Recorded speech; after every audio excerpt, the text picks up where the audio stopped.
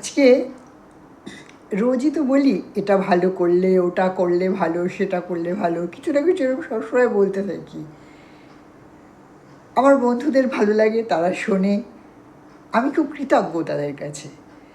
আজকে এরকম এটা ভাল লাগে, ওটা করলে ভালো হয়, এসব কিছু বলবো না। আজকে শুধু আড্ডা, আড্ডা আর আড্ডা। রকমারি বিষয় নিয়ে, বিষয় থেকে বিষয়ান্তরে গিয়ে নানান রকম কথাবার্তা, যেগুলো আমার মনের মধ্যে ঘোরাঘুরি করে, বন্ধুদের সাথে শেয়ার করতে ভালো লাগে। তাই ভাবলাম যে আজকে কোনো রকম কোনো এরকম কথা নয় যেগুলোটাতে এটা করো ভালো হবে, ওটা করো ভালো হবে। ইন্ট্রোডাকশানটা একটু ইচ্ছে করেই বড় করছি। ভেবেছিলাম লাইভে করব, লাইভে আসতে পারছি না অসুবিধার কারণে। তো ভিডিওটা কিন্তু অনেক বড় হবে, আগের থেকেই বলে রাখলাম। যতক্ষণ যা যা শেয়ার করতে ইচ্ছে করবে ততক্ষণ সেগুলো শেয়ার করব অবশ্যই।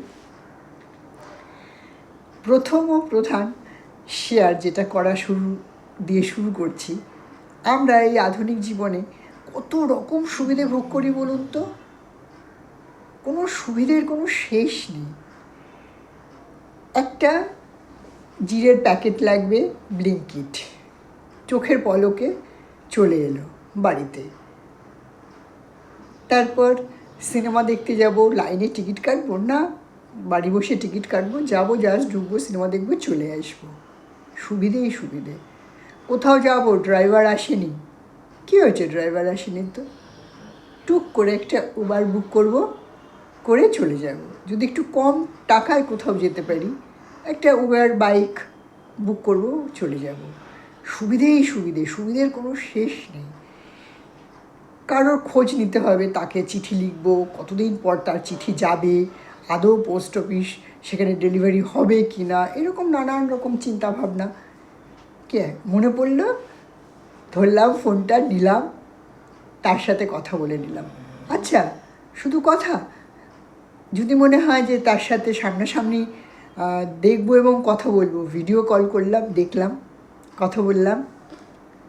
মানে সুযোগের কোনো, সুবিধের কোনো শেষ সীমা নেই আমাদের। আগে কি হতো, একদম আমাদের ছোটোবেলায় বাবাকে দেখতাম কিছু একটা দরকার পড়লেই মা বলতো, শোনো এটা না নেই, বাবা চললো থলে নিয়ে আনতে। আর এখন ব্লিঙ্কিট।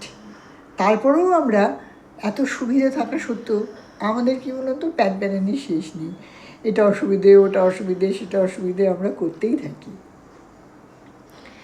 আমার অনেক বন্ধুরা আছে যারা অনেকেই জিজ্ঞাসা করে, আমরা কি বন্ধু হতে পারি? হ্যাঁ, আমি তাদের কথাটা ঠিক বুঝতে পারি না। আমার তো বন্ধুই আপনারা, তাই তো আমার প্রোফাইলে আপনারা আছেন। হ্যাঁ, এবং আমি যা লিখি বা আমি যা বলি সেগুলো আপনারা শোনেন, রিলেট করেন। আপনারা কিছু লিখলে তার আমি উত্তর করি। তো এটা কি বন্ধুত্ব নয়? সেই যুগ কি আর এখন আছে যে আমরা প্রত্যেকের সাথে ইন্ডিভিজুয়াল আলাদা আলাদা ফ্রেন্ডশিপ এবং সমস্ত কিছু, ফ্রেন্ডশিপ যদি সেইভাবে কারোর সাথে ফ্রেন্ডশিপ করতে হয়, তাহলে তার এবং তার পরিবার, আমার এবং আমার পরিবার, দুপক্ষের সাথেই যোগাযোগটা বাঞ্ছনীয় এবং সেই সংক্রান্ত যে দায় দায়িত্বগুলো থাকে, সেই দায় দায়িত্ব তার পালন করতে পারছি না এখন আর। তাই ফেসবুকের বন্ধুত্বের যেটুকু আদান প্রদান এইটুকুর মাধ্যমে করা যায় সেইটুকুই করি। আমাদের ছোটোবেলায় কী হতো, বন্ধু কোথাও একটা দাঁড়িয়েই আছে, আমি হয়তো কোনো কারণে যেতে পারছি না, তাকে জানানোর কোনো উপায় ছিল না। এখন টুক করে বলে দিলাম, এই শোন, আমি না আসতে পারছি না এখন, হ্যাঁ, আমি না আটকে গেছি, বা আমি জ্যামে আটকে গেছি, আমার একটু দেরি হবে। কত সুবিধে আমাদের, সুবিধের কোনো শেষ নেই। আমাদের তো মেয়েদের প্রচুর আমরা এখন সুবিধে ভোগ করি। যেমন আমরা এখন অনেকেই, বেশিরভাগ মেয়েরাই কিছু না কিছু জব করি আমরা, যাতে আমাদের আর্থিকভাবে আমরা কিছুটা স্বনির্ভর। এটাও আমাদের জন্য কম ব্লেসিং, বিশাল বিশাল বিশাল। একটা মেয়ে কাছে কিছু, সে নিজে রোজগার করার যখন কিছু অর্থ থাকে, সে একটা আলাদা স্বাধীনতার স্বাদ পায়, সেই স্বাদটা আর কোনো কিছুতে সেই টেস্ট নেই। নিজের রোজগারে একটা জামা কেনা, একটা জুতো কেনা, বা একটা কসমেটিক্স কেনা, বা একটা শ্যাম্পু কেনা, বা যাই হোক, এরকম যাই আমরা কেনাকাটা টুকটাক করি আর কি, বা প্রিয়জনকে একটা উপহার দিলাম, সেটাও। ভিডিওটা কিন্তু অনেক বড় হয়ে যাবে, হ্যাঁ।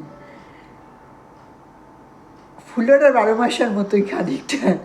যাই হোক, যেটা আবার বলছিলাম, মাকে দেখতাম একটা হলুদ গোটা ভিজিয়ে রাখতো, জিরেগুলো ভিজিয়ে রাখতো, তারপর সেগুলো শিল নোড়ায় থেতো করে বাটতে গিয়ে বেচারার কত কষ্ট। আমরা এখন গুঁড়ো সমস্ত কিছু পাই, এবং সেগুলো আবার কি না এই ব্র্যান্ড ভালো না, ওই ব্র্যান্ড ভালো না, সেইটা ভালো। আমরা বিভিন্ন রকম আমাদের অপশান আছে। মাছ কাটতে ভাল লাগছে না, মাসি মাছ কেটে দিয়ে যাচ্ছে, দোকানদারের কাছে মাছ কেটে বিক্রি হচ্ছে। আগে মার কি কষ্ট, মা সেই মাছ কাটছে বসে বসে, হ্যাঁ, রক্তারক্তি। এখন কি পরিষ্কার মাছ, মাংস, সব কিছু। কত সুবিধে আমাদের মেয়েদের। মা কয়লার উনুনে রান্না করতো, আমরা এখন গ্যাসে রান্না করি। গ্যাসে রান্না করতে দেরি হয় বলে ইন্ডাকশানে রান্না করি। না, ভাল লাগছে না, দেরি হয়ে যাচ্ছে, অসহ্য লাগছে। তো আমরা কি মেয়েরা কম সুবিধে ভোগ করি? আমাদের সুবিধের কথাগুলো আমাদের মাথায় অবশ্যই রাখতে হবে। অসুবিধেগুলো কি, দেখুন, আধুনিক জীবনে যত সুবিধে আমরা পাই তার তো কিন্তু অসুবিধেও থাকবে। সব কিছুতে তো একটু একটু একটু থাকেই কিছু না কিছু অসুবিধে। হয়তো কেউ বলবে যে গুঁড়ো মশলা খাচ্ছ, গুঁড়ো মশলায় কত ভেজাল আছে জানো? হ্যাঁ, জানি তো গুঁড়ো মশলায় ভেজাল থাকে, তাও খাই। সময় নেই তো গোটা হলুদ গোটা জিরে গুঁড়ো করে তার রান্না করা। যখন পারি, যখন শৌখিনতা মনে হয় যে একটু শৌখিনভাবে করব রান্নাটা, তখন হলুদ গুঁড়ো করি, জিরের গুঁড়ো বানাই, হ্যাঁ। কিন্তু আমাদের এত ব্যস্ত জীবন, সেই জীবনে আমাদের পক্ষে এগুলো করা আমরা সময় আর পেরে উঠি না। পুজোর সময় কত সুবিধে, বিভিন্ন মিষ্টির দোকানগুলো এখন নারকেল নাড়ু বিক্রি করে, তারপর নানান রকম পুজোর সামগ্রী যেগুলো আমরা আগে ঘরে বানাতাম সেইগুলো এখন মিষ্টির দোকানে পুজোর সময় খিচুড়ি, লাবড়ার তরকারি সব কিছু পাওয়া যায়। মানে কি মজা! আমার তো খুব ভালো লাগে, আমি এগুলো খুব এনজয় করি মন দিয়ে। তালের বড়া, আমাদের এখানে না, মানে অনেকগুলো জায়গাতেই একটা দোকান রয়েছে কামধেনুতে। ওরা বিভিন্ন সময় তালের বড়া বিক্রি করে। আমি নিজেও তালের বড়া বাড়িতে বানাই, কিন্তু রোজ রোজ তো বানানোর সময় করে উঠতে পারি না বলে তখন কিনে আনি। তারপর নারকেলের নাড়ু কিনে আনি। কত কত সুবিধে বলুন তো। আর এগুলো এরকম না, এগুলো কিন্তু মানে খারাপ জিনিস না, এগুলো যথেষ্ট মানে হাইজেনিক ওয়েতে এবং খুব টেস্টি, আমরা যেরকম ঘরে বানাই সেরকমই।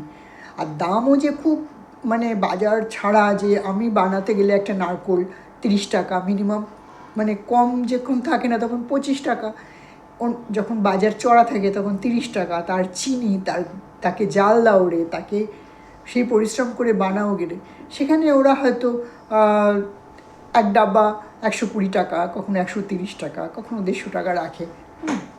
আমি দেখেছি টোটাল হিসেব করে খুব সামান্যই টাকাটা, কেন মজদুরকেও তো পয়সা দিতে হবে যারা এগুলো বানায় তাদের জন্য। এরকম নানাবিধি সুবিধে ভোগ করি। আবার দেখুন, আগেকার সময়, হ্যাঁ, কোন মেয়ে কী পড়াশুনো করবে কি করবে না, হ্যাঁ, তার বাড়ির লোকেরাই ঠিক করে দিত। এখনও দেবো না তা না, হ্যাঁ, এখন আলোচনা করে, কিন্তু মেয়েরা তারা কী সাবজেক্টে পড়বে, কী রকম জব সে নিতে চায়, সে নিজেই ঠিক করতে পারে। আমরা মানে কত আশীর্বাদ ধন্য এই আধুনিক যুগে, আমরা মেয়েরা প্রচুর প্রচুর সুবিধে পাই। আমাদের জন্য কত রকম আইন হয়েছে, যে আইনগুলো আমাদের সহায়তা দেয়, সেগুলো আমাদের চিন্তা করতে হবে।